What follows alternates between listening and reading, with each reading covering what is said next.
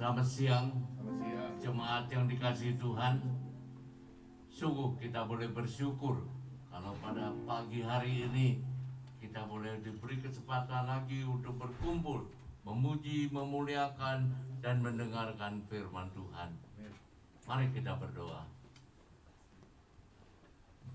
Tuhan Allah Bapa kami, terima kasih Tuhan kalau kami boleh ada di tempat ini untuk mengikuti kebaktian pada hari ini.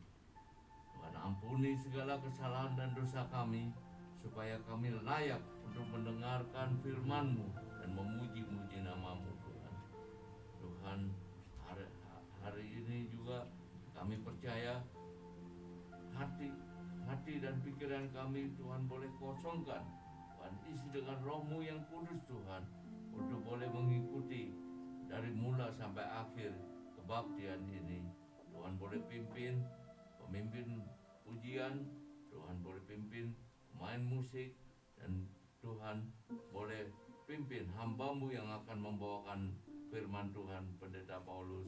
Tuhan urapi dia dengan Roh-Mu yang kudus, supaya apa yang disampaikan boleh kami ingat, dan kami boleh membawa sesuatu yang semuanya berasal daripada Tuhan. Tolong Tuhan kebaktian ini dari mula sampai akhir. Dalam nama Tuhan Yesus kami berdoa. Amin. Amin.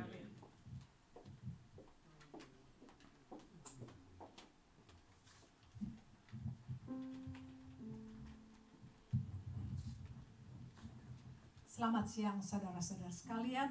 Kita kembali pada hari ini bersekutu dan berhimpun dalam kebaktian dengan tema Rasa Tenang Sejati yang akan dilayani oleh Pendeta Paulus Kurnia.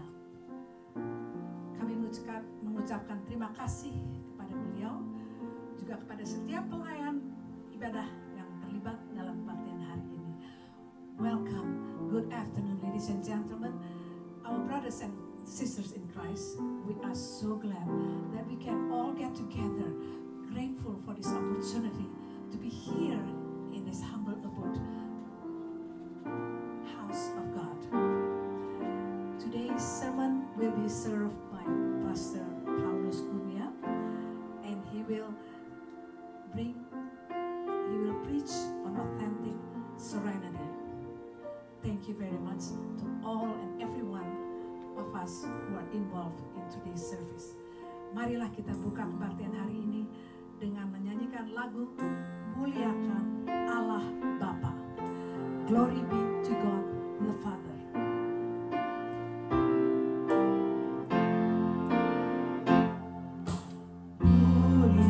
Yeah.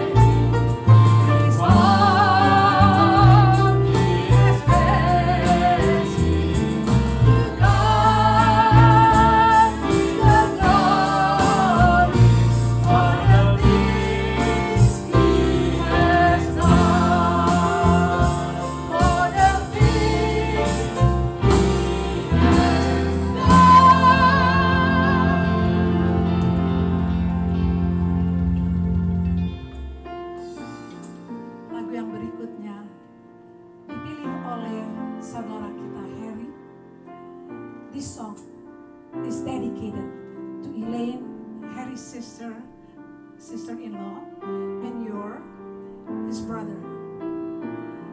I will run to you. Matthew 11, verse 28 and 29. As Jesus said, come to me, all of you who are weary and carry heavy burdens, and I will give you rest. You will find rest for your souls.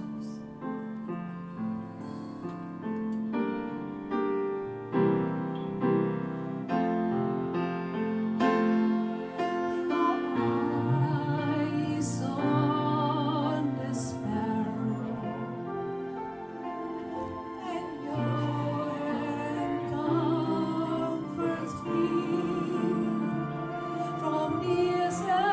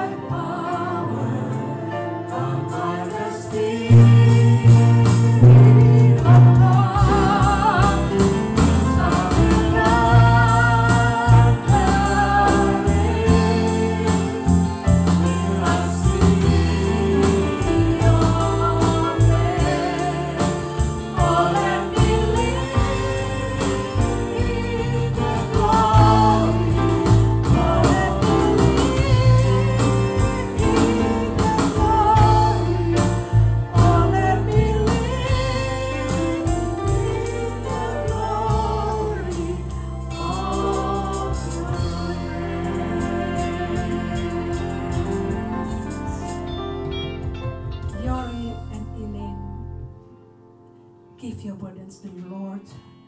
God's mighty power is beyond compare. His unfailing love is unrivaled.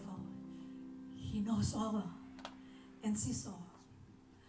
God loves you and will be with you throughout your journey.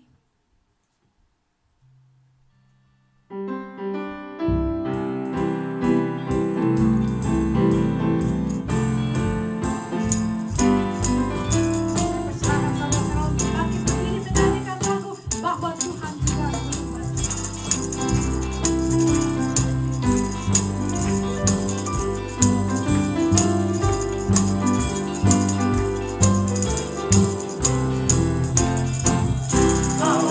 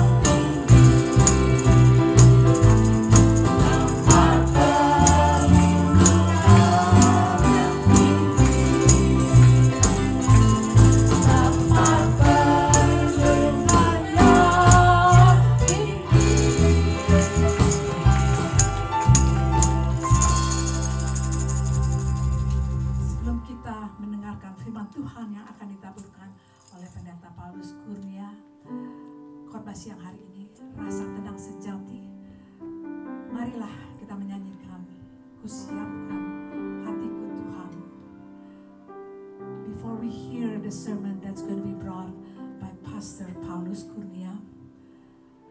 Authentic Serenity. Let's sing this last song. Let's prepare our hearts for the Lord to hear the words of God, and more importantly, to practice them in our daily life.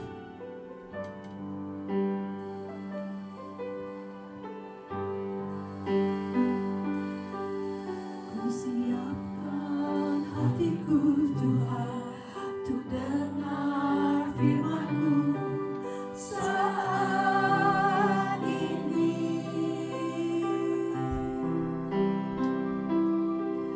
Ku sujud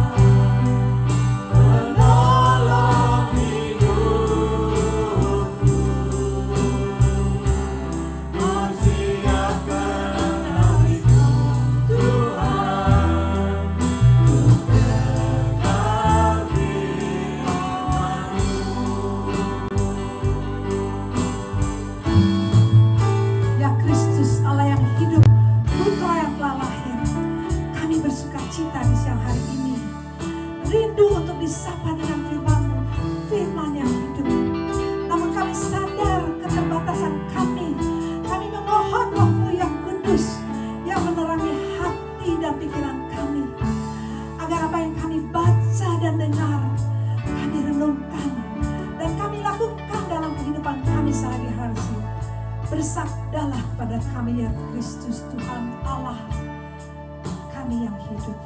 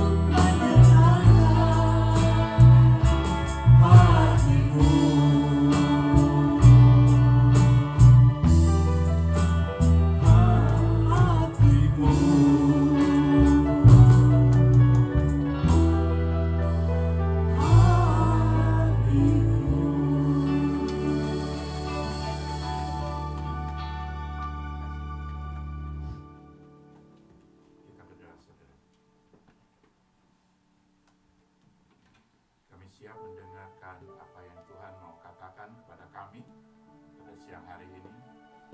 Biarlah urapi kami semua, sehingga apa yang kami boleh baca dan renungkan boleh menjadi keberkatan dalam hidup kami dan membangun kehidupan kerohanian kami. Pakailah hambanya yang penuh dengan kekurangan dan keterbatasan ini Bapa, sehingga dia boleh berbagi firman yang Tuhan sudah taruh di dalam hatinya. Kami serahkan sekali lagi waktu ini dalam kamu. Dalam nama Tuhan Yesus kami berdoa. Semua orang percaya katakan amin. Silakan duduk kembali saudara-saudara. Hari ini kita akan merenungkan satu tema, rasa tenang sejati. Kalau di dalam bahasa Inggrisnya the authentic serenity. The authentic serenity. Mari kita akan lihat beberapa bagian dari Alkitab. Mari kita membuka saudara Filipi 4 ayat 4, 6, dan 7. Yang bawa Alkitab boleh buka. Ya, kalau nggak ke bawah, dia boleh baca langsung ke sini. Ya. Saya senang tetap membawa Alkitab dalam bentuk fisik ini. Selain memang masih bisa membaca maka saya, tapi kita masih bisa menggarisbawahi, menandai ya tempat-tempat ayat-ayat yang bagus. Saya ingat sejak saya masih kecil, remaja, pemuda, saya sering mencatat atau memberi tanda-tanda itu dan garis bawahi itu menolong banget. Jadi sampai hari ini saya masih ingat 100 ayat yang penting di dalam Alkitab, di mana ayatnya, kata-katanya apa, dan lain sebagainya ya. Nah saudara-saudara, mari kita membuka Filipi 4, yang bawa Alkitab silakan, 4 ayat sampai ke 7 ya. Mari kita baca bersama-sama 3 ayat ini saudara-saudara. Bersukacitalah senantiasa dalam Tuhan. Sekali lagi kukatakan, bersukacitalah. Janganlah hendaknya kamu khawatir tentang apapun juga, tapi nyatakanlah dalam segala hal keinginanmu kepada Allah dalam doa dan permohonan dengan ucapan syukur. Damai sejahtera Allah yang melampaui segala akal akan memelihara hati dan pikiranmu di dalam Kristus Yesus. Kemudian kita akan melihat ayat 10, ayat 11, kemudian sampai 13 ya. Masih di dalam pasal yang keempat. Saya akan bacakan di sini, saudara-saudara, Filipi 4 ayat 10, 11, 12 ya, kemudian sampai 13, lompat nanti ke ayat yang ke-19. 10, Filipi 4 ayat yang ke-10.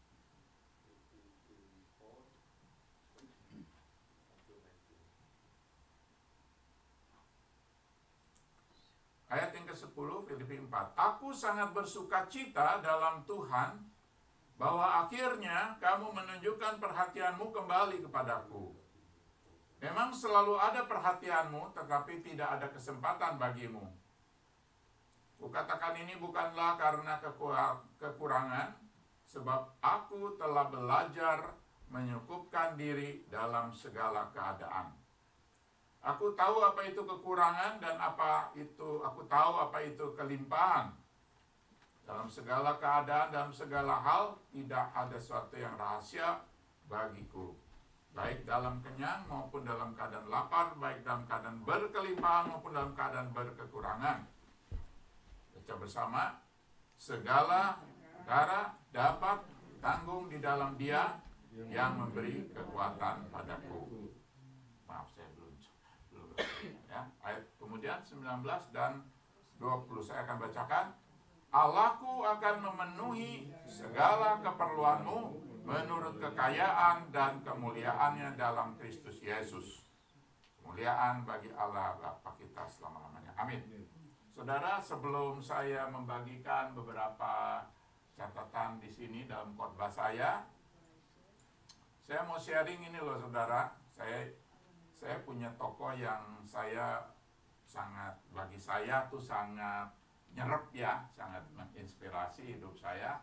Soal ketenangan itu loh ya, tentang rasa tenang itu. Ya, tenang yang sejati, di authentic serenity. Nah, itu tokohnya adalah ayah saya sendiri. Ya, Pak Rizal kenal ayah saya, mungkin beberapa teman ada yang pernah. Nah, dia sering cerita sana sini waktu kami masih kecil. Ya, atau kalau kami sedang cuti, orang tua saya sedang cuti, anak-anak dibawa, sementara cuti itu dia cuma cerita-cerita di pelayanan gitu, termasuk kapan dia mempersembahkan diri menjadi hamba Tuhan, ya.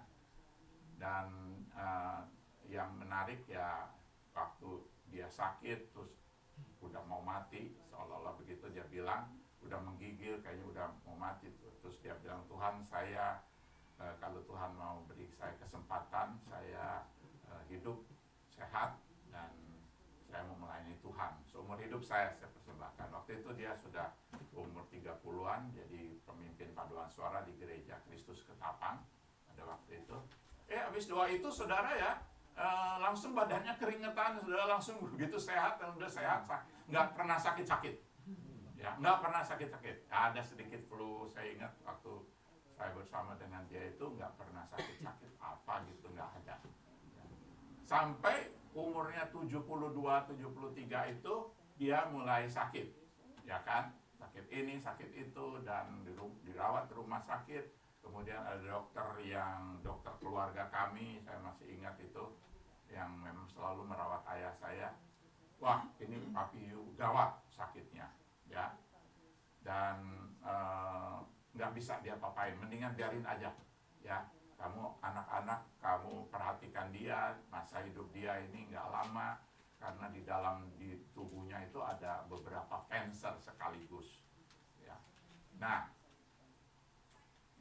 dan dia bilang begini, Papi Yu tuh ya, ini sebenarnya penyakitnya berat sekali, tapi Papi Yu tuh senyum aja, tenang aja, kayak nggak ada rasa bagaimana gitu loh, ya. Memang betul saudara, kalau saya menjenguk beliau, kita ketemu di kamar gitu, dia duduk, dia senyum, apa kabar Paul, Papi senyum.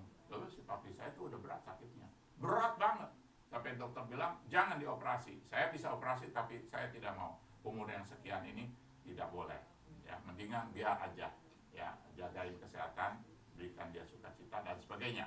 Dan sepanjang jalan hidup dia itu sebagai hamba Tuhan, sebagai suami, ya, sebagai opa juga, ya kan, kelihatan sekali tenangnya itu luar biasa. Sampai dokter yang merawat kami itu bilang, Papi Yu itu saya kenal lama sekali, orangnya begitu tenang, begitu sabar, orangnya begitu kayak nggak ada yang bagaimana gitu loh. Melihat kehidupan yang sulit ini, yang penuh tantangan ini, dia melihatnya itu dengan kacamata yang membuat dia tuh tenang, dengan kacamata ya, dengan perspektif yang dia lihat itu persoalan-persoalan itu begitu tenangnya, sehingga banyak senyumnya, banyak, saya mah jauh dari dia, Sehingga saya kadang-kadang, aduh Tuhan, kalau saya lihat ayah saya masih jauh nih, saya mesti belajar apa ya, begitu ya. Rasa tenang itu kayaknya rahasia banget. Padahal kalau dia sharing tuh kepada kita ya, jadi hamba Tuhan zamannya dia itu, dia sering bilang kepada anak-anaknya, tahu nggak, papi punya honor yang dikasih dari gereja itu. Ini kan dia pelayannya di kota kecil ya, di pendeta. Tahu nggak? Itu dia juga cerita sama orang-orang, teman-temannya, 11 hari udah habis honornya, udah habis. Ya, yang hari ke-12 bagaimana? Ada aja gini gitu, ada aja dia nggak bisa cerita, tapi banyak. Tapi itu lewat. Melayani 27 tahun nggak pernah putus di pelayanan sampai emeritus. Ya, sampai sinode memberikan penghargaan di kota kecil yang penuh tantangan apa segala macam, lewat terus jalan tenang, sabar. Nah, hari ini kita akan belajar saudara ya. Saya percaya kita butuh rasa tenang, siapapun termasuk saya. Di dalam segala keadaan kita belajar dari Paulus ya tadi, bagaimana dia itu punya rasa tenang yang luar biasa. Nah, mari saya ajak dulu melihat beberapa data yang saya dapat ya, dari dunia maya ya, berdasarkan riset yang bisa dipertanggungjawabkan ya. Rupanya orang-orang di dunia itu saudara 60% ya, mungkin ini juga nggak jauh dunianya, yaitu antara benua Amerika dan Eropa ya, 60% ya kan, hidupnya bagaimana? Cemas. Yang lebih tinggi lagi apa? Stres.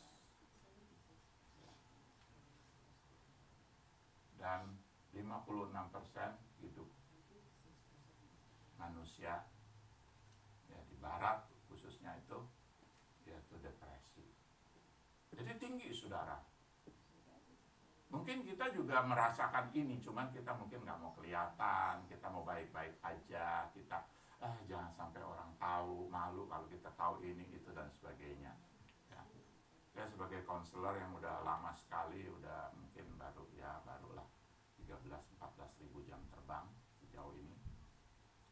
Orang tuh kalau datang ke saya itu kalau udah babak belur, ceritanya udah kayaknya tuh kalau hutan udah kebakaran.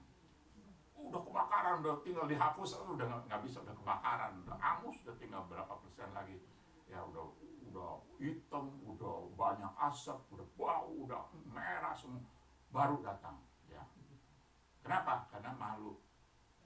Nanti kalau udah paksa baru cari konselor ya, karena malu ya. Nah, kalau mereka mau jujur ya memang ada nih faktor-faktor membuat kita cemas, betul ya, yang membuat kita stres, depresi.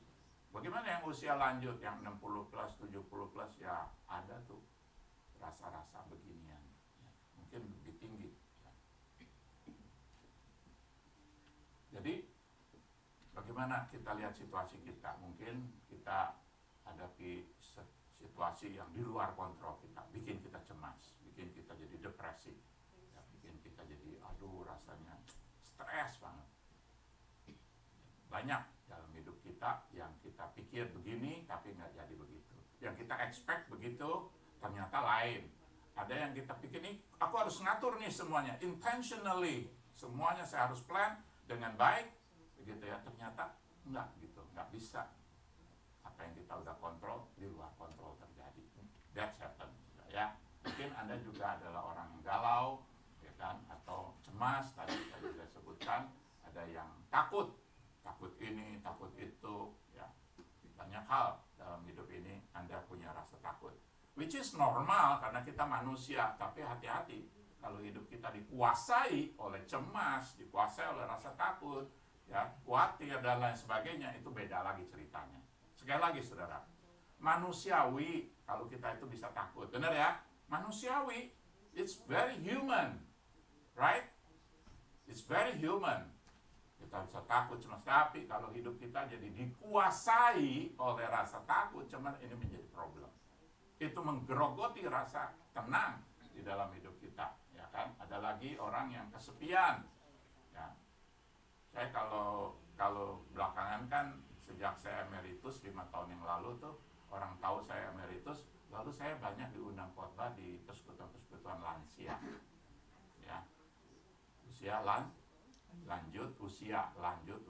Sebenarnya bahasa Indonesia tuh yang benar adalah usia lanjut, tapi lanjut usia, sebenarnya lansia. Tapi kalau usia lanjut, singkatannya nggak enak, sialan. Jadi lanjut usia ya lansia enak gitu, tapi coba usia lanjut singkat apa? Sialan. Komisi sialan, udah tua sialan, ya kan? Ya. Jadi banyak yang undang saya itu temanya nggak jauh dari sekitar ini. Orang-orang 60 plus, 70. Ya even yang di bawah ya tentu juga ada. Ya perasaan sepi, kosong, ya empty, ngerasa empty, kayak nggak ada teman. Padahal di dunia banyak sekali orang, bahkan di lift ada banyak orang, di kantor banyak orang, tetap aja emptiness. Ya, merasa sepi, merasa kosong, ya. Nah ini bisa menggerogoti rasa tenang dalam hati kita, ya. Atau mungkin merasa tidak cukup, nggak cukup ini, nggak cukup itu, dan lain sebagainya. Nanti kita akan lihat ya, negara-negara yang cukup itu tenang nggak sih? Menurut Anda bagaimana? Belum tentu. Ya coba nanti kita lihat, apa iya begitu. Nah, ada juga yang mungkin punya penyakit yang nggak sembuh-sembuh. Udah doa, nggak sembuh-sembuh juga. Aduh, nggak tenang deh kayaknya nggak enak deh ini. Nah, ya siapa yang sakit enak? Semua juga nggak enak kalau sakit ya. Tapi kalau kita mungkin ada sakit nggak baik-baik, terus-menerus seperti itu. Apakah itu akan terus langsung mengganggu kepada rasa tenang di dalam jiwa kita? Nah, ini challenge-nya, ya kan? Kita lihat. Kita akan belajar dari Rasul Paulus, ya kan? Paulus nanti masuk ke kategori ini nih, ya, yang dimaksud dengan rasa tenang. Ini saya ambil dari berbagai sumber, definisi, ya, studi juga jurnal dan sebagainya tentang kesehatan jiwa, ya, yang dimaksud dengan serenity itu, ya, itu menyangkut di hati kita itu ada rasa apa? Rasa damai, ya. Peace, ada rasa peace, damai. Nah, ini peace yang, wah kalau kayak kotakan peace itu bisa 2-3 jam. Dalam sekali pengertian peace, ya. Kalau kita mau dalamin istilah peace itu apa? Sampai ada orang dokter khusus bicara soal peace. Kayak mak khusus doktoral dissertation ini bicara peace dan segini, bayangin ya. Dan orang-orang yang begini nih, yang tulisannya peace begini ya, tebal-tebal begini, belum tentu damai hidupnya. Saya beritahu ya. Nah, damai, rasa tenang juga berarti merasa cukup, ya kan? Lawannya apa? Rasa cukup lawannya apa, saudara? Nah, kurang cukup atau merasa apa? Tidak cukup, ya kan? Terbalik, ya kan? Nah, kalau rasa cukup, sebaliknya adalah merasa tidak cukup. Untroubled, nggak keganggu. Wah, jiwa yang punya rasa tenang itu untroubled, nggak keganggu. Kalau ada sesuatu yang terjadi di sekelilingnya, nggak sampai mengganggu dia punya pendirian, mengganggu dia punya rasa tenang, mengganggu rasa eksistensi dirinya, siapa dirinya, dan sebagainya. Nggak keganggu. Walaupun di sekitarnya terjadi yang macam-macam, yang menakutkan, ya kan? Anda bisa sebutkan ya, tinggal di Amerika apa yang menakutkan kita, which is begitulah keadaannya, nggak apa-apa. Itu reality, oke? Ya. Tapi orang yang punya rasa tenang itu untroubled, tidak terganggu, tidak merasa menjadi trouble buat saya. Ini masalah di dalam jiwa kita. Ya, rasa tenang itu bicara di hati saya, ya, di jiwa saya, rasa tenang itu. Oke? Unclouded. Artinya waktu saya melihat sesuatu misalnya ke langit, ya. Oh, unclouded. Artinya apa? Cerah. Bersih. Orang yang punya jiwanya rasa tenang itu melihat sesuatu tuh sangat bersih, sangat jelas, enggak banyak cloudnya. Melihat sesuatu, ya, cara memandang sesuatu itu unclouded, artinya very clear, ya, clarity, dan bisa berfokus pada hal-hal yang penting. Saya sangat senang sekali waktu saya pergi ke Tanah Toraja. Ada yang di sini dari Tanah Toraja atau yang pernah ke Tanah Toraja? Nah, ya, yang sangat membuat saya terinspirasi sampai sekarang tuh yang masih membekas itu kalau lihat ke atas tuh cerahnya minta ampun, birunya luar biasa, ya bersihnya. Kalau udara tuh sedot udara di Tanah Toraja tuh ya, aduh kayaknya tuh kaya sekali tuh oksigen, kayak manis padahal nggak dirasa kayak manis tuh oksigen ya, gitu kan. Kalau di sini kan ya tergantung juga, mungkin di Belltower masih oke, Artesia oke lah, tapi masuk ke tengah lagi gimana, ya kan. Nah, kalau di daerah di Indonesia sekarang polusi tinggi, sulit sulit mendapatkan udara yang, sampai teman saya tuh tinggal di Jakarta, dia tahu-tahu dia ada di Singapura, gua mau ke Singapura nih buat 3 minggu, kenapa? Sesak napas ya, gua di Jakarta sesak napas, gua mau tinggal sama anak gua sambil gua mentorin, sesak napas. Kalau di Kelapa Gading itu apa, bisa bengek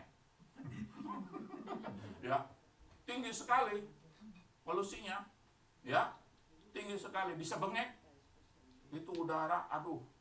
Nah, balik lagi ke istilah tadi unclouded ya, ini bicara soal yang namanya orang punya rasa tenang itu ibaratnya kalau lihat langit biru, jelas clear ya, nggak banyak mendung, nggak banyak awan. Jadi waktu dia melihat sesuatu, dia melihat dengan perspektif yang clear. Kalau dia menghadapi masalah, dia bisa lihat ini masalah mestinya di mana tempatnya, di kotak ini atau di kotak itu, atau nggak usah dikotakin sekalian, dipikirin atau nggak usah dipikirin, clear tuh. Nah, orang yang punya rasa tenang tuh sampai begitu Bapak Ibu ya. Mudah-mudahan makin lama kita makin jelas melihat konsep ini ya, bahwa banyak orang udah mulai kehilangan seni membangun rasa tenang. Banyak orang yang sudah tidak bisa punya konsep lagi apa itu rasa tenang. Akan ditanya terus, what do you mean by that? Rasa tenang mana ada ya, coba nanti kita lihat. Kalau kita lihat dari Rasul Paulus, seorang rasul yang penuh iman, yang luar biasa imannya. Anda tahu jalan perjalanan hidupnya sejak dia menerima Tuhan sampai terus dia menghadapi berbagai tantangan dalam pelayanan, dalam perjalanan misi 3 kali 4 kali di dunia ya. Anda bisa baca daftarnya, betapa susahnya dia. Anda pikir gampang ya, masa itu sulit sekali, lewat lintas darat, lintas laut, semuanya penuh tantangan. Berapa kali dia mau mati dan bisa dimatiin orang ya kan. Nah, tapi Paulus bisa bilang bahwa di dalam ayat yang ke-11 tadi, aku telah belajar mencukupkan diri ya. Konteksnya waktu Paulus bicara di situ adalah dia di satu penjara di Filipi, penjara yang paling menakutkan di dunia. Itu sampai 7 layer ke belakang, orang nggak mungkin bisa keluar lepas dari situ ya. 7 pintu yang nggak mungkin Anda bisa lepas satu pakai kunci buka, bisa ya. Yang satu tarik nafas pakai kuat buka, dan yang ke-7 nggak bisa dibuka, berat ya, istilahnya nggak mungkin bisa lolos. Dan di situ Paulus dalam keadaan yang kondisi itunya tuh, kondisi penjaranya tuh tidak manusiawi sekali.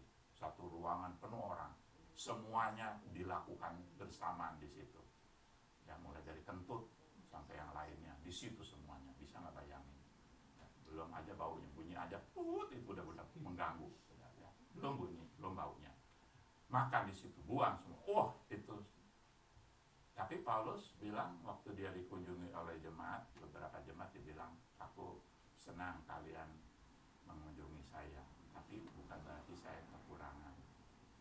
Ada kok dalam hidup saya sesuatu yang Anda pikir, oh saya perlu kurang makan, ya kirimin makanan, kirimin baju supaya nggak kedinginan dan sebagainya. That's fine, okay. Tapi dalam segala keadaan, kata Paulus, bukan aku nggak perlu apa-apa.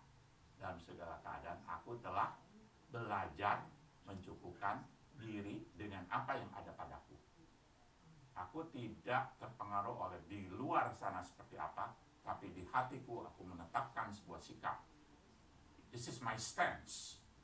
Bahwa aku telah belajar. Nggak datang sendiri. Yang namanya rasa tenang itu di dalam pengertian Paulus, dia tidak datang sendiri. Memang ada Tuhan Allah pemelihara dia, ya ini. Tapi dia belajar menghadapi semuanya itu, melihat Allah ke atas juga, tegak lurus ke atas, dan akhirnya dia bisa bilang bahwa dalam segala keadaan aku bisa mencukupkan diri dengan apa yang ada pada aku, bukan dengan apa yang tidak ada pada aku.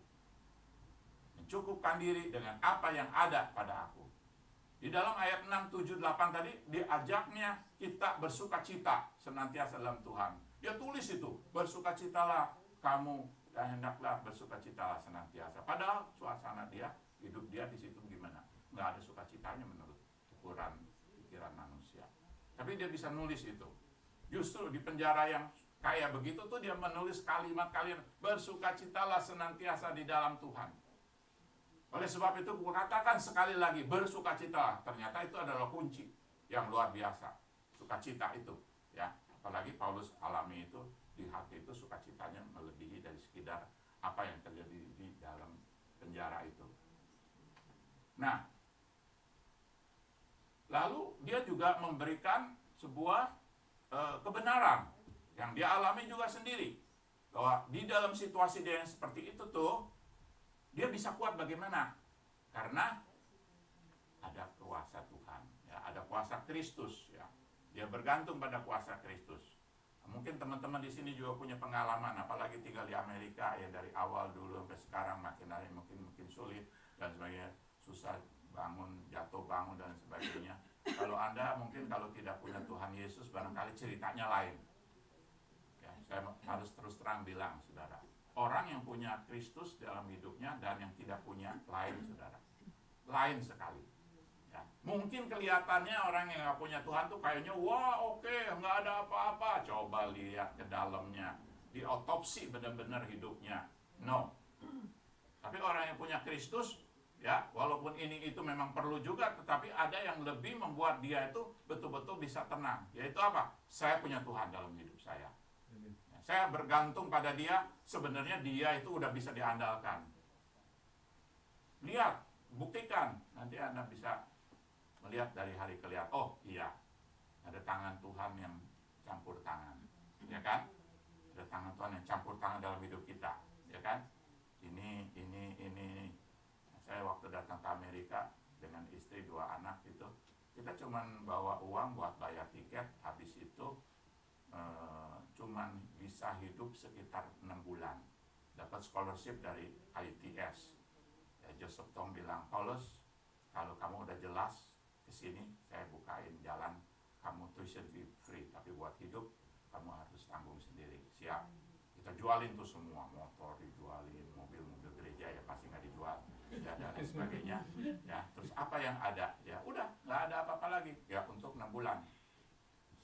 Sampai satu titik tuh, namanya di buku cek itu tinggal $25 dan saya studi belum selesai, mesti bayar lagi course yang $800 next month dan lain sebagainya. Tapi kalau sudah dilihat begitu berapa bulan dari bulan-bulan ke bulan, akhirnya selesai juga. Aneh, ya, selesai juga. Aneh loh. Jadi 2 tahun 9 bulan saya selesaikan double degree dalam master teologi, satunya konsentrasi pada systematic theology, yang keduanya pada church history, yang kedua satu lagi S3 saya doktoral. 2 tahun 9 bulan. Di situ juga saya nggak sakit, juga nggak kelaparan, nggak ada sponsor dari gereja 1 sen pun, dari 1 orang pun tidak ada. Bayangin nggak coba, secara manusia itu nggak mungkin gitu loh. Tapi kalau saya bergantung pada Tuhan, istri saya juga, Jenny juga bergantung pada Tuhan, Tuhan itu memang bisa digantungkan gitu loh. Nah ini Paulus alami sendiri. Ya, Paulus alami sendiri. Kalau Anda belum alami sendiri, belajar nanti lihat buktinya. Ya. Nggak bisa dihitung secara matematik. Dan dari dasar keyakinan Paulus ini, ya, kita belajar apa? Satu, Tuhan kita itu kaya. Ya. Tuhan itu kaya. Begitu kayanya, kita anak-anaknya Tuhan janjikan dipelihara. Cukup. Tidak pernah kekurangan. Berapa orang berapa miliar, saudara tahu nggak manusia di dunia ini? Ada berapa miliar?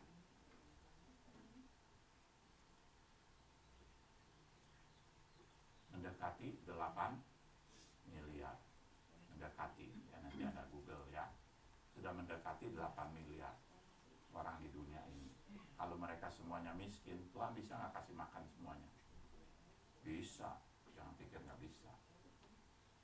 Ya, kalau 8 miliar ini, seandainya nih, sulit ekonominya, kurang, Tuhan tinggal bilang, gua kasih makan lu semua. Bisa nggak? Kok pada ragu-ragu ya mukanya? Ya, rasanya kok, oh gitu ya, atau iya, amin, cuman nggak jelas, ya, nggak kelihatan, ya. Nah, Paulus melihat Tuhan kita kaya, ya. Dia bilang, terima kasih kamu memberikan sesuatu, mengunjungi saya di penjara, tapi ini bukan karena aku kekurangan. Aku telah belajar, saat kurang, saat berkelimpahan, bisa aja. Aku bisa aja. Dan kalau Tuhan belum waktunya memanggil, ya Tuhan nggak panggil. Kalau Tuhan nggak manggil, berarti Tuhan ngasih apa yang diperlukan. Tuhan sediakan, gitu loh, ya kan? Nah, bukan berarti kita tidur-tiduran terus datang sendiri, bukan ya. Nah, kemudian dikatakan waktu dia bilang segala perkara dapat kutanggung dalam Dia yang memberikan aku kekuatan, itu termasuk Tuhan itu menyediakan apa yang diperlukan. Jadi di ayat yang ke-19 tuh ya, ayatnya yang bagus sekali ya. Di Filipi 4:19 dikatakan, Allahku akan memenuhi segala apa? Keperluanmu menurut kekayaan dan kemuliaannya dalam Kristus Yesus, in Christ Jesus. Allahku akan memenuhi segala keperluanmu, whatever you need, God will supply. Nih, waktu saya mendalami kata Tuhan akan memenuhi keperluan kamu, ya, itu artinya memenuhi itu ya, supply artinya fill to full. Kita akan dipenuhi sampai penuh. Itu pengertiannya dalam bahasa aslinya, fill to full. Terus ada orang yang bilang, enggak tuh enggak full, rasanya aja lu, ya kan? Coba kalau dihitung, barangkali udah lebih dari full.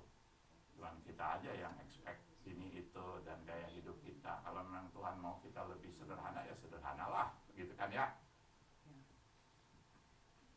Enggak problem gitu loh. Kalau kita mesti sampai waduh makan dari mesti kalau memang begitu kan, iya begitu, nggak apa-apa juga lah, tinggal kita atur lagi. Kurus, jadi kurus kali kurang makan nggak apa-apa juga lah, masih hidup, ya kan? Barangkali begitu, ya kan? Coba Anda cek, ini Paulus kurus atau ini, ya awalnya belum terima Yesus, rada gemuk sudah perawakannya. Terus saat ini dia perjalanan 4 kali itu, ada orang yang menulis Paulus itu kurus sekali, ya, kurang makan karena masuk angin apa, jalan terus. Tuhan belum waktunya, ya, Tuhan nyediain gitu, make complete in every particular, make complete in every particular. Tuhan yang akan tutupin, make it complete. Artinya tuh, ya, menyediakan, Tuhan akan menyediakan segala keperluanmu. Artinya Tuhan bring into realization. Tuhan akan apa yang dia janjikan, apa yang dia mau kasih kepada kita, nggak omong doang, nggak omong doang, tapi dia make into realization. Again, kalau kita merasa kayaknya gampang banget ngomongnya begitu, Pak Paulus khotbahin enak aja ngomongnya, gitu kan? Again, itu tergantung kita sendiri menyikapi hidup dan menjalaninya bagaimana. Nih kita udah di dalam Kristus, masing-masing kita mungkin cara melihat menjalaninya beda-beda. Nah itu yang mempengaruhi kita tuh bagaimana rasa tenangnya. Kalau merasa nggak cukup, ya nggak cukup aja, sampai berapa cukup juga, bener nggak sih? Ya, mau bilang cukup, nggak cukup, nggak cukup. Makanya diperdebatkan tuh, when enough is enough. What do you think, my friend? What enough is enough? What do you think? Nanti ya, nanti bukan di sini, ini Ya, maksudnya diskusi yuk, ayo boleh. What enough is enough, ayo, ya kan? Nanti kita lihat. Tapi rahasia enough ada di sini sih sebenarnya. Ayo, ya, luar biasa. Dan bagi Paulus dia bilang, Tuhan memelihara segala keperluanku, ya. Tuhan memenuhi segala keperluanku menurut dia bilang di sini dikatakan kekayaan, memang dia kaya, dan kemuliaan. Ini kata mulianya apa? Menurut standar dia, makanya dia disebut mulia. Menurut rasa adil dia, makanya dia dikatakan dia mulia, ya. Allah dikatakan mulia karena adilnya. Allah dikatakan mulia karena kalau melihat segala sesuatu secara komprehensif tentang kita, bukan separuh-separuh, bukan sepotong-sepotong. Kalau dia melihat kita, keadaan kita. Dan kalau kita ditolongnya Tuhan, itu bukan dari partially, ya, bukan sepotong-sepotong. Ada ukuran, ya, ada estimasi yang Allah punya, ada apa namanya, ada hitungannya, matematiknya. Ya. Kadang-kadang kan matematika kita bedakan sama Tuhan, ya kan? Tuhan, saya income segini, pengeluaran segini, ini oh jadi kurang, jadi apa, itu kita hitung, ya kan? Kurang gimana nih? Wah, kayaknya gitu. Lupa kalau mestinya pertama kali waktu kita merasa kurang, kita lihatnya ke atas tegak lurus. Tuhan, Engkau sumber aku, sekarang beri aku hikmat yang sebaik-baiknya. What should I do? Supaya balance, what should I do? Jangan you gain something but you lose another thing. Jangan sampai begitu.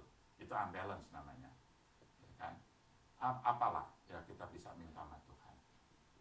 Karena Tuhan kita itu mulia. Mulianya bukan karena dia di tempat yang tinggi, ya. What does it mean? God is glorious di sini. Ya, bukan kayak memang Tuhan ada di tempat yang tinggi, kekayaan kerajaannya melebihi dari siapapun, dia raja di atas raja, dia ada pencipta. Memang dia mulia. Yes. But in this case, waktu Paulus bilang itu, mulianya Allah bisa dilihat dari bagaimana dia memandang kita dan kondisi kita yang sebenarnya. Dia bisa lihat dengan jelas bagaimana dia mengukurnya kita, bagaimana dia juga mengukur potensi kita, mengatur yang dia percayakan pada kita. Anda percaya nggak? Berkat Tuhan itu ada aturannya dari Tuhan. Makanya kan ayat banyak ya dikatakan, ada orang kerja siang malam nggak dapat, ada yang tidur pagi udah makan. Enakan yang mana?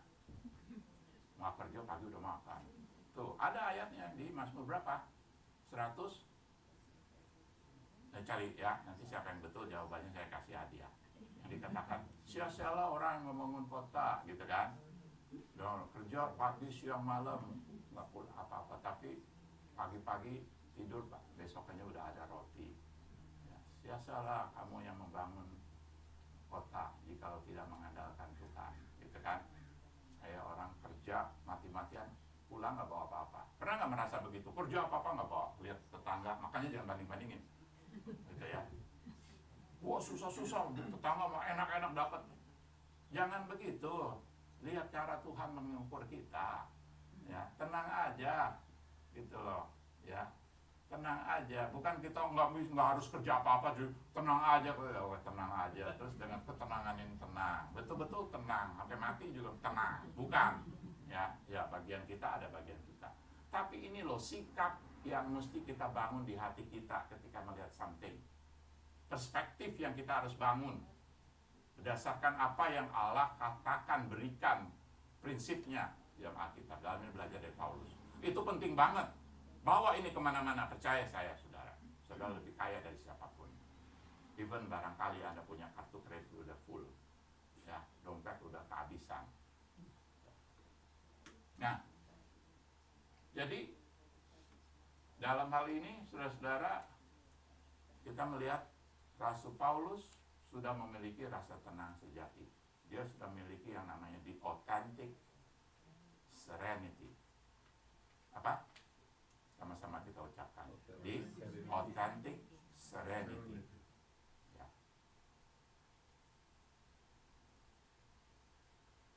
Mari kita pikirkan apa yang bisa kita bawa pulang. Satu, rasa tenang utamanya, ya, in the first place, didapat dari rasa percaya kita pada hatinya Tuhan.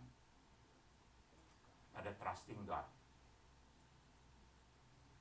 Apa artinya kita percaya Tuhan? Anda mungkin bilang, percaya Tuhan nggak? Percaya. Tapi jangan lupa, pada level tertentu yang namanya percaya, iblis aja percaya sama Tuhan. Kita bedanya apa sama iblis? Nah itu loh. Ada nggak ayatnya dikatakan, kalau kamu percaya pada Tuhan, iblis juga percaya sama Tuhan? Ada nggak ayatnya? Ya coba nanti cari, ya. Ketik-ketik kata-kata iblis pun percaya, nanti ketemunya di mana, ya. Cluenya ya di kitab Yakobus lah. Ya. Percaya itu ada berapa level, saudara. Saudara ini selama ini trusting God-nya kayak apa? Penting, jangan-jangan Anda masih di level 1. Percaya adanya Tuhan, itu level 1, semua orang juga begitu. Percaya adanya Tuhan. Iblis juga percaya begitu. Terus iblis mungkin lebih percaya dari kita.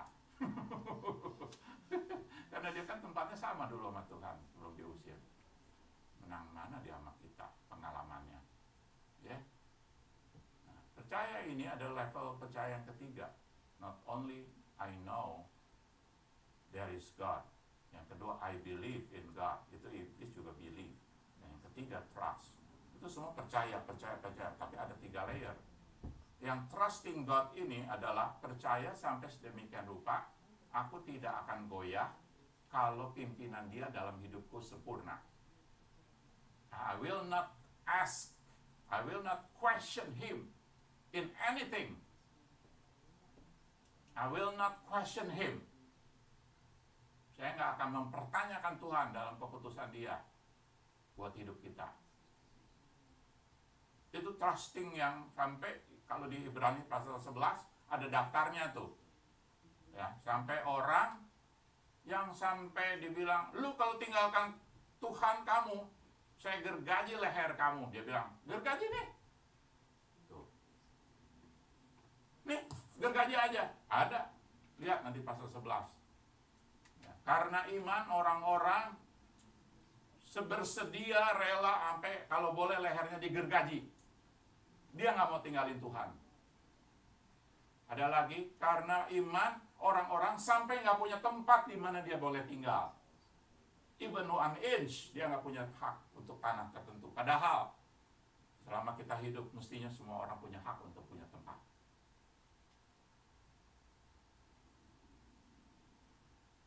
Kan? Benar nggak? Semua orang berhak untuk tempat. Ya, semiskin-miskinnya orang masih harus berhak punya tempatnya. Sebenarnya kan? Karena punyanya Tuhan dan Tuhan kasih. Luas sekali dunia ini. Ditinggali oleh 8 miliar, apakah dunia akan jadi sempit? Ya enggak lah. Tapi kenapa ada orang nggak punya tempat buat tinggal sedikit pun? Hanya only 1 inch square. Karena iman dikatakan orang-orang rela sampai nggak punya tempat karena jadi usir sana sini. Karena iman. Itu iman yang kayak apa? Ada lagi, karena iman Abraham keluar dari tanah leluhurnya begini. Karena iman Habil ini. Karena iman siapa lagi? Yakub. Karena iman Nuh membangun bahtera di tengah daratan yang jauh masih dari lautan. Lalu diketawain orang, bikin gede-gede buat apa? Lalu kalau memang kamu udah jadi, ngedorongnya gimana? Bahtera. Pernah lihat nggak bahtera yang kira-kira bikinan artificial bahtera? Kalau belum, pergi ke Kentucky, batalkan ke Israel. Di sana, Kentucky. Itu bagus sekali.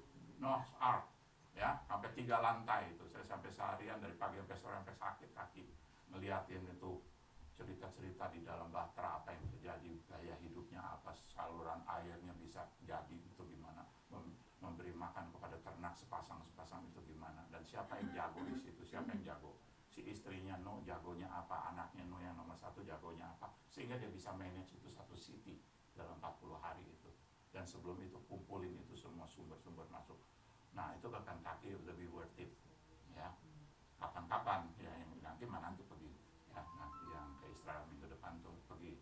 Nah yang nanti sekali-sekali ini itu, ya, ke Kentucky, Noah's Ark, nanti lihat di sana, ya, keren banget, bisa tinggal juga di sekitar situ.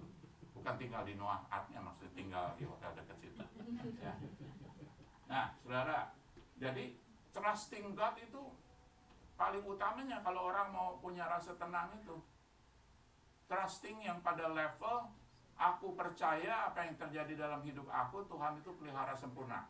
Tuhan itu akan pimpin hidup saya, bukan saya pimpin hidup saya. Saya gagal kalau memimpin diri kita sendiri, benar? Kita tuh gagal, ngaku aja deh. Kalau lu ngatur diri lu sendiri, nggak pakai Tuhannya gitu, percaya aja, lu nggak akan sanggup.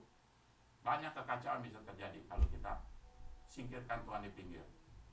Ya, libatkan Dia dan percaya pada Dia. Ada pimpinan yang Dia pegang, yang kita nggak boleh pegang. Lalu pegang semuanya, lu kacau. Lu kacau. Yang kedua, yang kita bisa bawa pulang, rasa syukur, gratitude, itu merupakan obat ampuh untuk menghadirkan rasa tenang. Jadi gratitude, punya rasa syukur. Bersukacitalah, ada rasa syukur. Jadi dikatakan bersukacita tidak berdiri sendiri loh. Dikatakan yang disertai dengan rasa syukur. Dalam doa permohonan dengan rasa syukur. Sukacita yang begitu tuh, yang membuat kamu gak usah khawatir. Ada doa dan permohonan yang disertai rasa syukur, maka kamu nggak usah khawatir lagi. Ayat yang ke-7, Filipi 4 ayat 7. Ya. Ayat yang ke-6, Filipi 4 ayat 6. Jadi belajar. Kalau kita menghadapi ini, seperti ada yang nggak cocok dengan apa yang aku mau, ternyata jadi begini, syukurin aja. Syukurin Tuhan, ada apa di balik ini? Aku mesti belajar bersyukur untuk peristiwa ini. Yang bagus kita syukur, tapi yang kadang-kadang yang nggak bagus juga kita perlu belajar bersyukur loh. Ya. Hal yang kecil, misalnya saya satu waktu udah beres nih ya, mau pergi nih ya, udah mau pergi di tengah jalan, aduh ada yang ketinggalan barang gitu, udah jauh nih, udah bayar tol lagi, turun lagi ntar bayar tol, mikir, udah jauh lu berapa mau, tapi kayaknya ini gue mesti balik, ya, ketinggalan yang aku pikir aku mesti punya, bawa gitu ya, terutama handphone lah nih, kalau ketinggalan mah kayaknya zaman sekarang kayaknya buat gua rada sengsara, buat saya ya. Buat yang lain mungkin enggak ya, lihat dari kalau saya itu di reply-nya 3 hari, nah itu nggak perlu handphone. Kalau saya mah pegang terus kemana-mana, jelek juga sih. Nah, balik, saudara, balik. Akhirnya putar balik, keluar tol, balik lagi tuh. Tahu nggak apa? Tadinya kesel kan, ngedumel kan ya. Aduh, kok bisa lupa gitu loh. Ya, balik lagi, udah hilang lagi waktu 15 menit. Balik lagi 15 menit. Ini di sana udah nungguin, mesti tepat waktu, malu gitu. Ayo balik. Ternyata sampai rumah apa? Ada kompor yang belum dimatiin. Gitu. Benar itu. Ya, rumahnya siapa tuh yang kompornya nggak dimatiin? Ya, kebakaran. Ya, tahu ya, ya bukan jauh-jauh rumah kamu juga mungkin karena kebakaran dari kompor lupa matiin. Apalagi, oh banyak, ya banyak juga. Syukurin aja. Oh ada yang begini. Oh ini yang bukan yang aku mau bisa terjadi. This is what I don't want, but it happens. Ya. It doesn't work according to my way, but it works something else. Another way. It happen, tapi Tuhan izinkan itu. Akhirnya apa? Pelajaran buat kita. Benar? Baik, saudara. Baik. Kalau kita punya Tuhan mah apa juga jadi baik, saudara. Sekali lagi ya, saya nggak mensimplifikasikan, enggak. Tapi ada kebenaran di situ. Apa yang kita anggap nggak baik, kalau ada Tuhan bisa jadi baik, saudara. Itu tergantung cara Anda melihat. Ya. Tergantung dari cara. Ini masalahnya di mindset kita. Bagaimana kita membuat sebuah mindset yang sehat, yang balance, yang komprehensif. Kalau ngelihat apa-apa itu perlu dilatih. Dasarnya dari waktu kita memandang siapa Tuhan saya dan siapa yang aku kenal Dia dalam hidupku dan berapa jauh Dia aku libatkan di dalam hidup aku dan aku alami sendiri. Itu penting banget. Bukan cuma Kristen-Kristenan nih, bukan cuma datang hari Minggu doang, seminggu sekali, saudara. Habis itu kayaknya udah nggak ada koneksi apa-apa sama Tuhan. Kita mesti bangun yang benar-benar akhirnya membangun sebuah conviction, rasa tenang itu tegak lurus lihat dari Tuhan. Ya. Yang ketiga, saudara, rasa tenang ada di dalam hati, bukan dari pengaruh dari luar diri kita. Kalau kita lihat di luar membuat kita nggak tenang, tapi mulainya dari hati. Ya. Bangunnya di situ.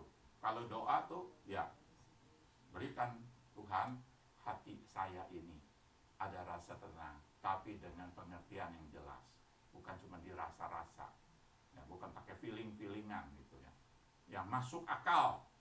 Paulus aja juga bilang, saat aku berdoa, aku menggunakan akal budiku. Saat aku berdoa, ya, Paulus sangat pentingkan akal budi, jangan cuma asal rasa-rasa. Ya. Ukuran rasa tenang bukan dari berapa tinggi level aman keuangan kita, ya kan? Nah, ini ada satu infografik lagi ya. Anda lihat, Anda tahu kan negara yang paling bahagia? Ya, diukur ada beberapa parameter, salah satunya makan minum nggak usah pusing, masa tua tenang, dan nggak ada yang dipusingin secara materi. Selain itu sehat dan aman, 3 nih kira-kira. Ya, tapi biasanya yang menjadi ukuran paling itu adalah kelihatan lah gitu. Happy itu karena duitnya aman. Kira-kira begitu, ya. Jadi itu yang dipakai tuh parameternya ngukur. Finlandia nomor 1. Banyak yang mulai ke sana tuh katanya, tapi pulang lagi kedinginan. Ya. Denmark kedua, Iceland, Israel yang keempat. Keren, yang mau ke Israel, kaya loh negara sana. Ya, yang Israel lo lawan, jangan lawan. Ya, Netherlands, Swedia nomor berapa? Swedia yang ke-6. Nah, itu ada, kalau nggak salah dia 79,6 koefisiennya, levelnya. Kalau Finlandia, kalau tidak salah 7,99. Belum juga dapat 8, atau kenapa itu 8 yang paling tinggi atau bagaimana. Ini tipis-tipis saudara, bedanya tipis 0,0 berapa ya. Jadi termasuk Swedia itu di urutan ke-6 itu 7,96 kalau tidak salah itunya, indeksnya. Nanti boleh dibantu dilihatin, saya bisa lupa. Nah, ternyata yang namanya Swedia itu, saudara lihat, dia justru di tempat yang paling tinggi, widespread stress and depression and anxiety, justru paling tinggi. Ini bukan kata saya, ini menurut tuh ada ininya, Statistics Centernya, pusat yang melakukan pengkajian, survei, ya, nggak abal-abal saudara. Justru dia negara ke-6 yang paling bahagia di dunia, tapi dia adalah negara nomor 1 yang paling tinggi yang namanya stress, depression, dan anxiety. Ada apa? Ada apa? Cari tahu sendiri. Ya. Cari tahu sendiri. Kok bisa begitu? Aman? Baik. Sehat? Baik. Uang? Baik. Insurance semuanya baik. Bayar mahal-mahal pajak juga akhirnya pokoknya baik, itu kan nabung. Ya. Mahal-mahal pajak 40, 50, 60%, nggak apa-apa, pemerintah yang nanti kamu masa tuanya beres semuanya, nggak usah. Oke, tapi kok tinggi anxiety, stresnya, kenapa? Ayo, kenapa? Nah, jadi namanya rasa aman tidak bergantung pada berapa tinggi level rasa aman dari sisi keuangannya. Ya, ada banyak faktor. Orang bisa tenang.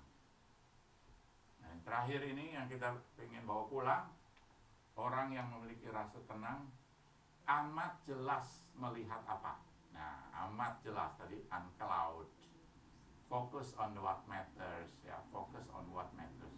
Berfokus pada apa yang penting, apa yang nggak penting, apa yang kalau ngelihat sesuatu itu clear, ya.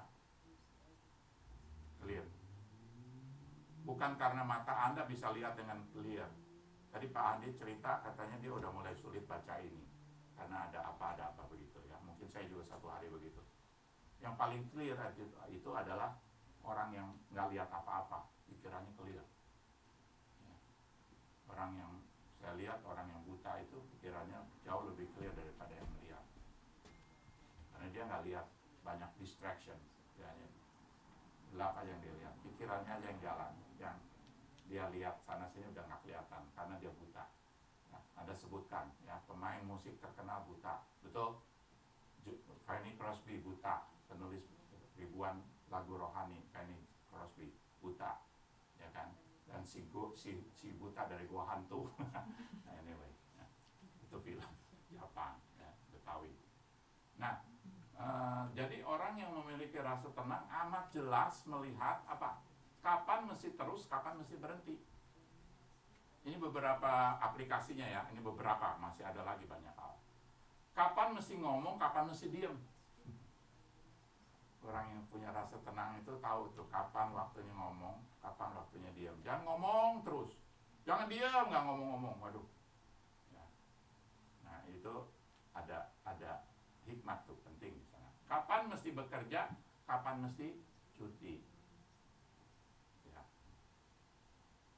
Pikirkan baik-baik. Ya, orang yang rasa tenangnya tuh sudah sampai pada titik ya, berdasarkan iman seperti Paulus, walaupun tidak persis, tapi basically udah dapat gitu ya.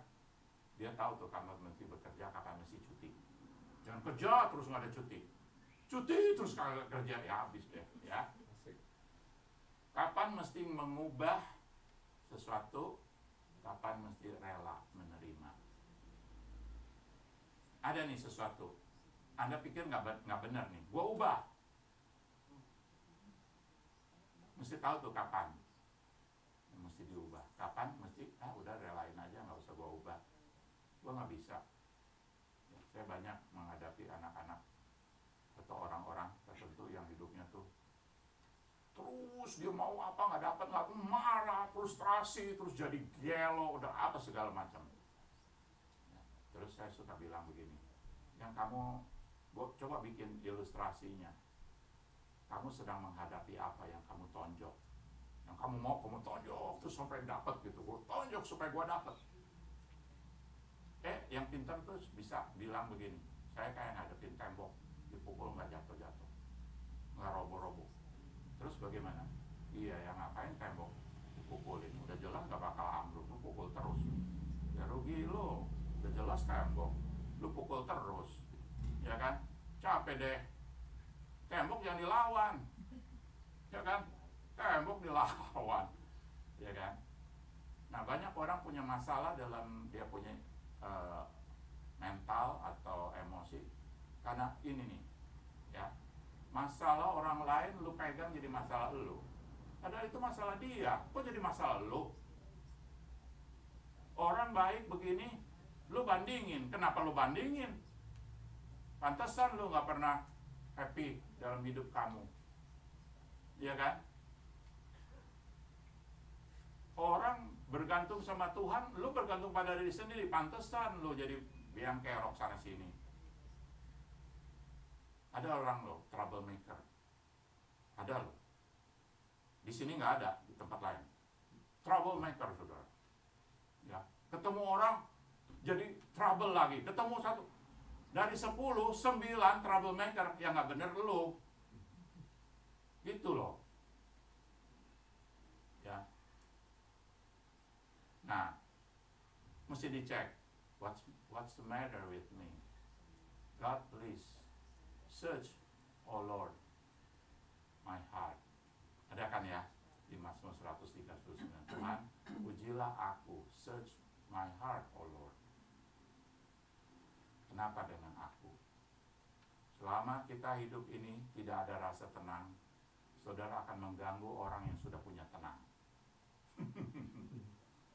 Ya, selama hidup Anda tidak punya tenang di dalam Tuhan, Anda akan membuat orang lain yang tenang jadi gak tenang kayak lu. Itu yang mesti kita jaga. Itu artinya kita jadi racun, kita jadi toksik buat orang lain. Orang tenang lu bikin, kenapa? Gua nggak rela, gua nggak tenang hidup lu enak, lu ketawa-ketawa lu, gua bikin susah lu. Nah itu racun. Ya. Cemburu betul kok George. Ya, ada rasa cemburu. Ada rasa uneasy to look at people happy. Why? Because dia memang nggak happy. Senang lihat orang susah, susah lihat orang senang.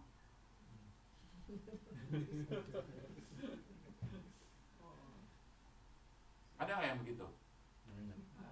Nah, banyak.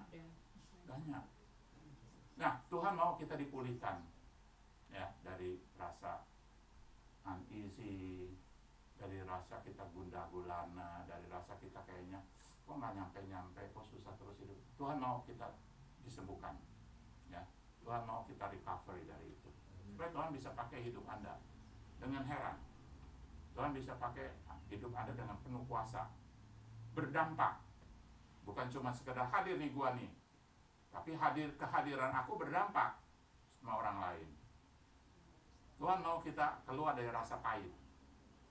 Saya percaya kita semua punya ada rasa pahitnya, tapi kita nggak boleh berhenti di rasa pahit. You have to go to move on. Setelah you can move on, you have to move forward. Yang belajar coaching itu udah bisa bedain. Kalau saya sebagai konselor, saya lihat ada orang yang punya masalah, saya tolong dia bisa move on, supaya dia bisa bangkit keluar dari masa lalu dia yang kelam, yang pahit. Kalau dia udah bisa move on, saya mesti bantu dia move forward. Selanjutnya dia harus melangkah ke depan, bikin rencana apa dream dia. Yang tadinya nggak punya dream, dia punya dream lagi. Nah, walaupun kecil nggak apa-apa, yang penting hidup kamu masih ada dream.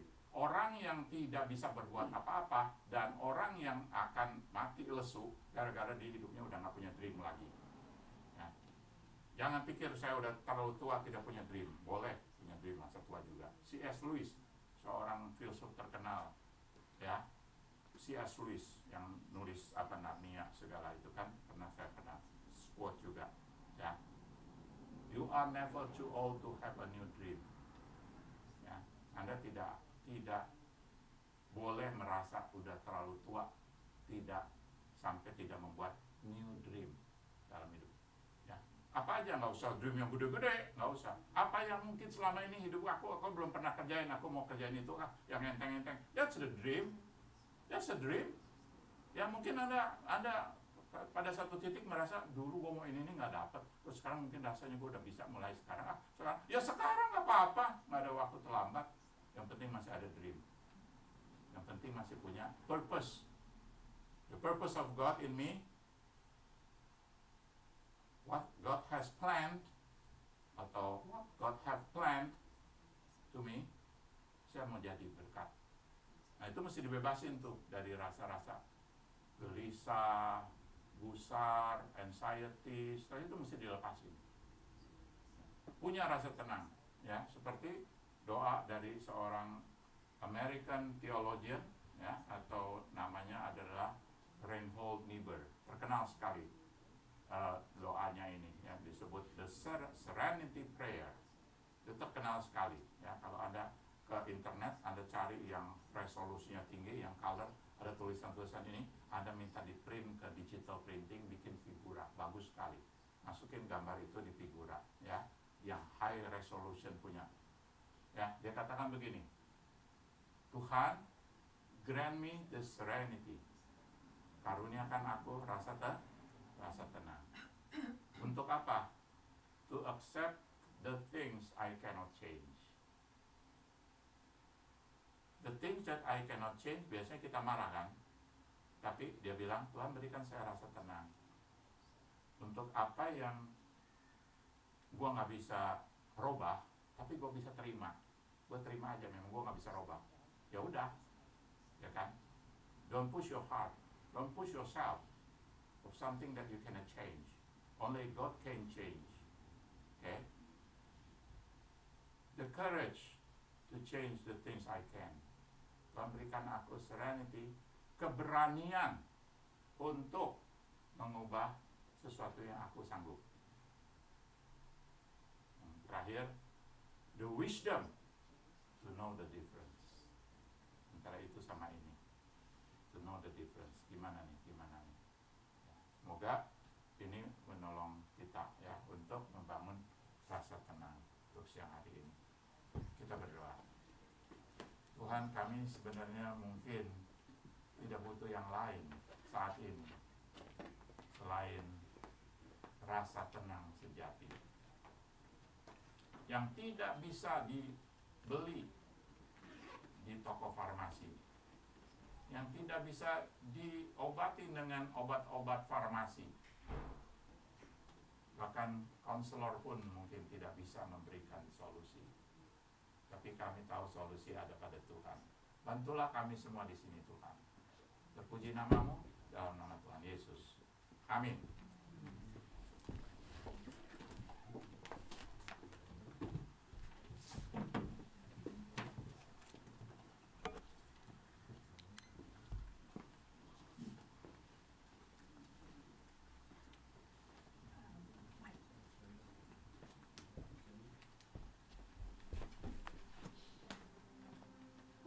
Terima kasih Pendeta Paulus.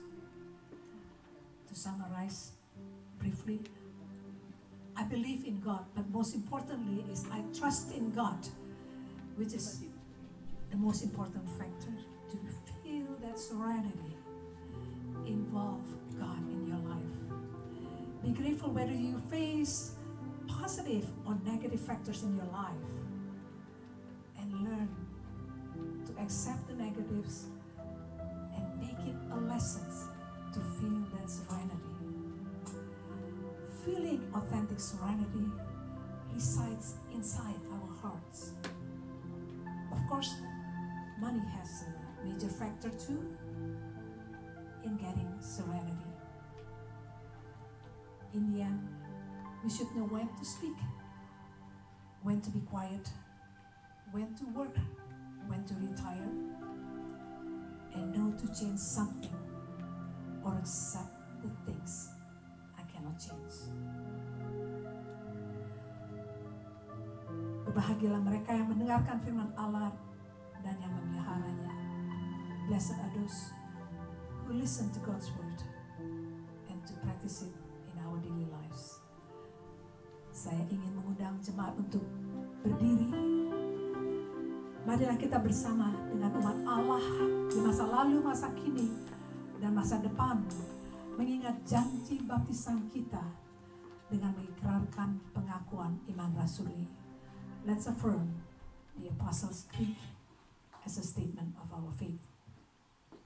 Aku percaya kepada Allah Bapa yang Maha Kuasa, Khalik langit dan bumi, dan kepada Yesus Kristus, anaknya yang tunggal, Tuhan kita, yang dikandung daripada Roh Kudus, lahir dari anak Maria, yang menderita sengsara di bawah pemerintahan Pontius Pilatus, disalibkan, mati dan dikuburkan, turun dalam kerajaan maut, pada hari yang ketiga bangkit dari orang mati, naik ke surga, duduk di sebelah kanan Allah Bapa yang Maha Kuasa, dan dari sana ia akan datang untuk menghakimi orang yang hidup dan mati.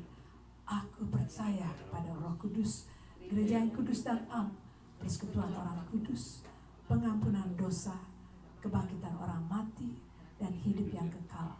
Amin. Silakan duduk. Saya persilakan Saudara Eva untuk memimpin doa syafaat.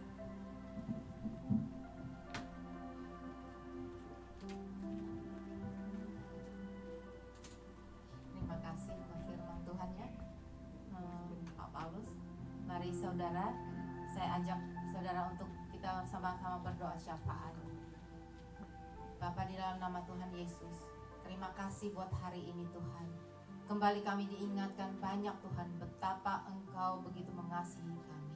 Engkau tahu takarannya Tuhan, dan Engkau tahu Tuhan apa yang kami perlukan. Tuhan, ajar kami Tuhan untuk bersyukur dalam segala situasi. Keadaan baik kami bersyukur, keadaan tidak baik pun kami bersyukur, karena Engkau selalu menyediakan apa yang kami perlukan. Tuhan, terima kasih Tuhan buat berkat firman-Mu ini. Pelajaran yang berharga boleh kami dapatkan dari Pak Paulus. Tuhan, kiranya Engkau memberkati pelayanan hamba-Mu. Engkau Tuhan berikan Tuhan kekuatan, kesehatan, dan kiranya Tuhan Engkau juga memberkati keluarganya.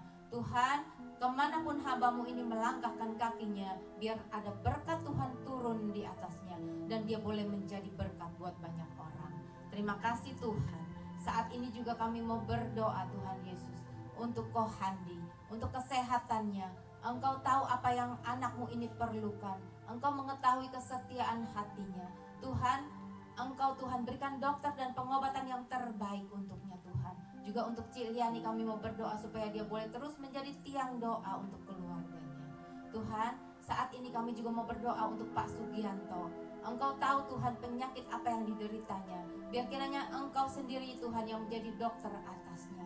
Apa yang Tuhan diperlukan untuk Pak Sugianto, Engkau yang memberikan dan mencukupi, supaya kesembuhan boleh menjadi miliknya.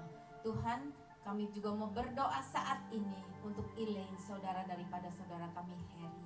Tuhan, Engkau tahu Tuhan bahwa dokter sudah mengatakan banyak, tapi Tuhan biarlah Tuhan dia boleh percaya hanya firman Tuhan, perkataan Tuhan saja yang boleh dia pegang. Karena dokter juga manusia yang Engkau juga memberkati dengan Tuhan kepandaian ekstra. Tuhan, biarlah Tuhan dokter yang merawat Elaine, Tuhan berikan Tuhan ekstra kepandaian, ekstra hikmat untuk bagaimana merawat Elaine. Terima kasih Tuhan, kami Tuhan saat ini juga mau berdoa untuk kesehatan Pak Ritio, untuk kesehatan Tante Tris, untuk kesehatan Pak Robi, untuk kesehatan George. Tuhan, kami mau berdoa supaya Engkau menurunkan tangan kasih-Mu untuk mereka. Biar pemulihan Tuhan berikan untuk mereka ya Tuhan. Biar mereka tetap setia, tetap menggantungkan hidupnya di dalam tangan kasih Tuhan. Tuhan, kami mau saat ini mau berdoa untuk para senior, untuk Tante Olga yang saat ini tidak bersama dengan kami. Biar kiranya Tuhan, penyertaan-Mu Tuhan untuk Tante Olga, Engkau terus sertakan. Tuhan juga tolong untuk Priscilla dalam mendampingi Tuhan. Biar kiranya Tuhan, Engkau berikan dia kekuatan ekstra, kesehatan ekstra Tuhan, untuk mengurus Tante Olga. Tuhan, kami mau berdoa juga untuk para senior di tempat ini. Tuhan, kami mau berdoa Tuhan untuk Tante Ing. Kami mau berdoa untuk Tante Riana, untuk Tante Oni, untuk tim Udon, untuk Kokehin, untuk Pak Sugianto. Tuhan, kami mau berdoa juga Tuhan untuk Tante Kristina, Tante Yuliana. Tuhan, mereka tidak bersama dengan kami, tapi kami percaya Tuhan bersama dengan mereka. Tuhan, saat ini kami juga mau berdoa Tuhan untuk anak Evan. Kami mau berdoa kepadamu Tuhan supaya Engkau terus berikan Tuhan kekuatan untuk anak ini, untuk tumbuh besar, untuk menjadi anak yang normal kembali. Karena Engkau menciptakan semua kami ini Tuhan normal adanya. Tuhan, kalau Engkau izinkan Tuhan penyakit apapun yang terjadi dalam hidup kami percaya Tuhan Engkau punya maksud, dan maksud itu adalah maksud yang baik karena Engkau baik adanya. Terima kasih Tuhan. Kami berdoa pada saat ini Tuhan untuk para pengurus tempat ini. Engkau tahu Tuhan Yesus, Engkau sudah memilih para pengurus untuk menjadi berkat di Maranatha. Biar mereka Tuhan boleh terus menjalankan tugas mereka dengan bimbingan Roh Kudus, supaya gereja Maranatha boleh menjadi gereja yang diberkati Tuhan, gereja yang berjalan melangkah seturut dengan firman Tuhan. Terima kasih Tuhan. Kami saat ini mau berdoa untuk teman-teman kami, saudara kami yang memerlukan izin tinggal di Amerika. Tuhan, kami perlu Engkau untuk mereka. Tuhan, biarlah berikan kekuatan mereka untuk mengisi hari-hari mereka di tempat ini. Tuhan, Engkau sudah bawa mereka ke Amerika. Biarlah Tuhan, Engkau memberkati mereka, memberikan mereka kekuatan. Engkau mencukupi kehidupan mereka ya Tuhan. Yang mencari pekerjaan, biar Tuhan juga menolong supaya pekerjaan mereka boleh dapatkan. Tuhan, kami percaya akan kasih Tuhan. Engkau mengasihi kami karena kami ini adalah umat pilihan Tuhan. Kami percaya Tuhan Yesus. Kami tidak ingin Tuhan meninggalkan Engkau Tuhan. Walaupun kami hanya ingin menjamah ujung jubah Tuhan, itu akan kami lakukan. Karena kami percaya dengan sungguh Engkau memberkati setiap kami. Tuhan, kami mau berdoa untuk negara Amerika, tempat di mana kami boleh menghirup udara Amerika. Kami menginjakan kaki dan kami boleh bekerja di tempat ini. Tuhan memberkati mulai dari presiden sampai pemimpin yang terkecil sekalipun. Jamahan kasih Tuhan, Engkau menyertai mereka. Biarlah mereka memimpin negara ini Tuhan berdasarkan In God We Trust. Mereka takut akan Engkau. Dan mereka Tuhan Yesus boleh Tuhan memimpin negara ini untuk kembali menjadi negara kesayangan Tuhan yang takut akan Tuhan. Tuhan, untuk generasi muda di tempat ini kami juga terus berdoa supaya mereka tidak salah melangkah. Kalau mereka sudah melangkah keluar dari relnya Allah, biar kiranya Engkau sendiri dengan kekuatan kuasa-Mu menarik mereka untuk berjalan di dalam kuasa Tuhan. Tuhan, kami juga mau mengangkat Indonesia, negara tempat di mana kami berasal. Kami mau berdoa untuk Indonesia, shalom untuk Indonesia. Kami berdoa untuk mereka. Kami mau menopang Indonesia dengan doa-doa kami Tuhan, supaya Indonesia boleh kembali normal, boleh kembali Tuhan berjalan Tuhan bersama dengan ketuhanan yang Maha Esa yang mereka anut. Tuhan, Tuhan tolong untuk saudara-saudara kami, untuk para hamba Tuhan, untuk para orang yang setia kepadamu, biarlah mereka terus menggunakan lutut mereka dan tangan mereka untuk datang kepada Tuhan, supaya Indonesia boleh kembali lagi menjadi negara yang aman dan berdaulat. Terima kasih Tuhan untuk negara Israel, tempat di mana Tuhan Engkau mengasihi negara biji mata Tuhan. Biar kuasa dan kasih Tuhan tetap turun untuk negara Israel. Biarlah Tuhan mereka boleh percaya bahwa Tuhan Yesus Kristuslah jalan satu-satunya untuk datang ke surga. Terima kasih buat siang hari ini Tuhan. Kami semuanya diberkati dengan firman-Mu. Kami semuanya akan melangkah Tuhan, melangkah bersama dengan Tuhan. Kami percaya Tuhan Yesus, nama Tuhan akan menjadi Tuhan Yesus, simbol Tuhan untuk kami terus melangkahkan kaki kami. Terima kasih Tuhan. Semua diberkati, yang online maupun yang onsite saat ini diberkati dengan berkat yang sama. Di dalam nama Tuhan Yesus Kristus, kami sudah berdoa siang hari ini. Haleluya.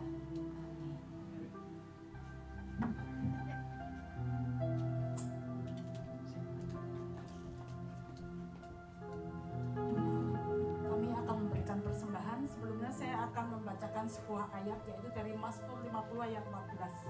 Persembahkanlah syukur sebagai korban kepada Allah, dan bayarlah nasarmu kepada yang maha tinggi. Amin.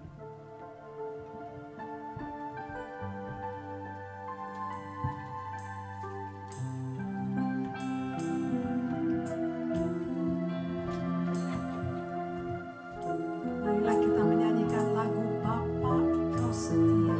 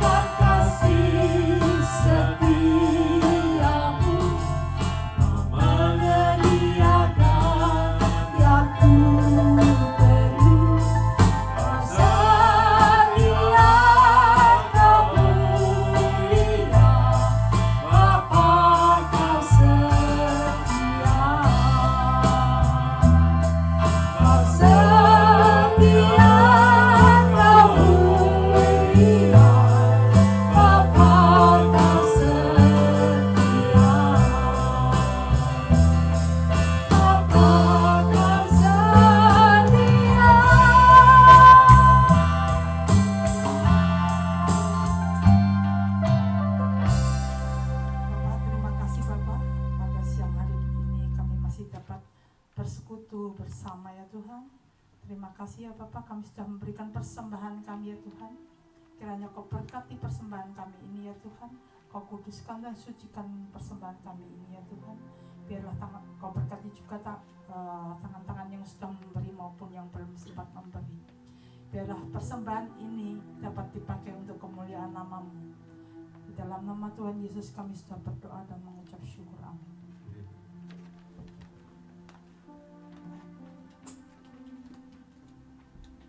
Shalom, salam damai semuanya.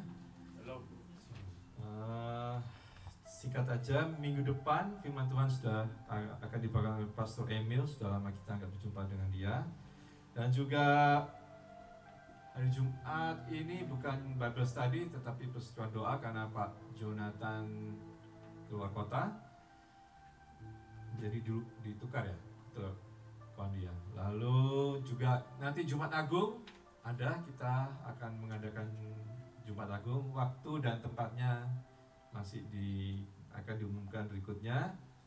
Lalu pengumuman apa lagi? Ya, ini sesuai dengan khotbah tadi tentang dream. Jadi ini ada dream untuk membuat topik-topik Alkitab. Ini masih kosong-kosong. Semoga sebelum Paskah sudah lengkap. Jadi harapannya dreamnya kita semua boleh mengenal Alkitab lebih dalam lagi. Masih puji Tuhan. Terima kasih saudara Andre. Marilah saya undang saudara-saudara untuk bangkit berdiri. Sebelum kita menutup kebaktian dengan benediction yang akan dibawakan oleh Pendeta Paulus, marilah kita nyanyikan lagu terakhir, Maranatha.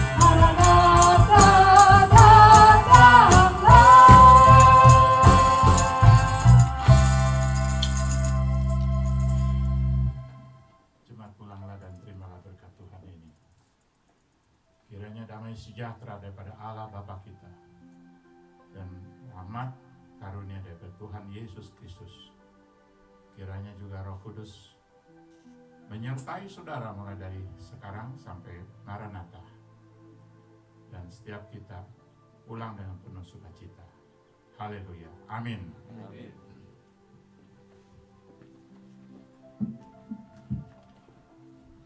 Satu, dua.